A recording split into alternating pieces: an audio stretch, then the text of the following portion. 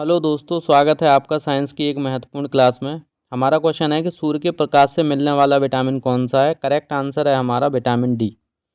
Vitamin D सूर्य के प्रकाश से प्राप्त होता है। विटामिन ए को हम रेटिनॉल कहते हैं। इसकी कमी से रतौंधी यानी कि नाइट ब्लाइंडनेस हो जाता है, रात को आपको दिखाई नहीं देगा। विटामिन सी इसकी कमी से स्कर्वी रोग हो जाता है। विटामिन के इसकी कमी से रुधिर का थक्का नहीं जमता है।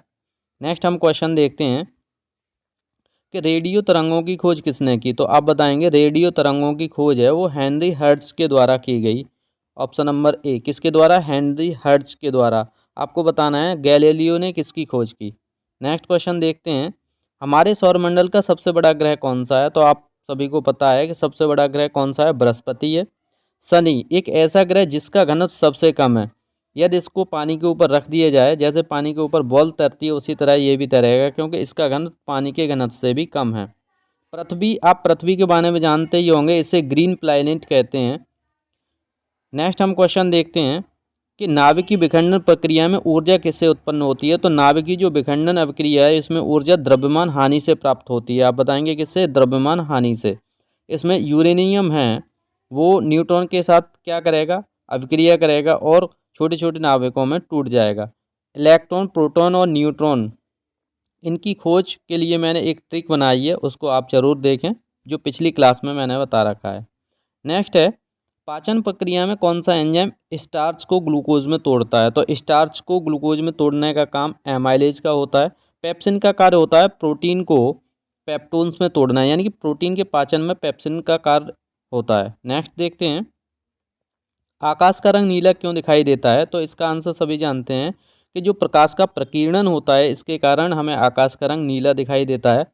परावर्तन के कारण क्या होता है और अपवर्तन के कारण आपने देखा होगा, यदि बाल्टी के अंदर कोई पेन या लकड़ी डाल दी जाए तो अपवर्तन के कारण वो कैसी दिखाई देगी, टेढ़ी दिखाई देगी। नेक्स्ट क्वेश्चन देखते हैं, मानव शरीर में रक्त का पीएच स्तर सामान्य रूप से कितना होता है। तो आपको पता होगा कि मनुष्य के शरीर का सामान्य पीएच 7.4, यानी कि ये होता है आपका 7.3 से 7.5 के बीच। तो अप्रॉक्स यानी कि लगभग हम इसको 7.4 कह देते हैं। नेक्स्ट देखते हैं, ओजोन परत पृथ्वी को किससे बचाती है। तो ओजोन जो परत है वो पृथ्वी को परावैंगनी किरणों से बचाती है।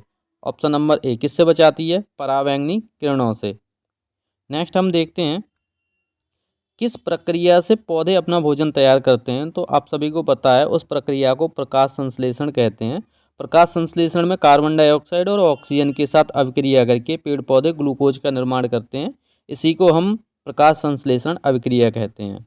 नेक्स्ट हम क्वेश्चन देखते हैं कि शरीर में मस्तिष्क को ऑक्सीजन और पोषक तत्व कौन पहुंचाता है। तो करेक्ट आंसर है जो हमारी धमनियां होती हैं, ये क्या करती हैं, इनका कार्य होता है मस्तिष्क को ऑक्सीजन और पोषक तत्वों को पहुंचाना।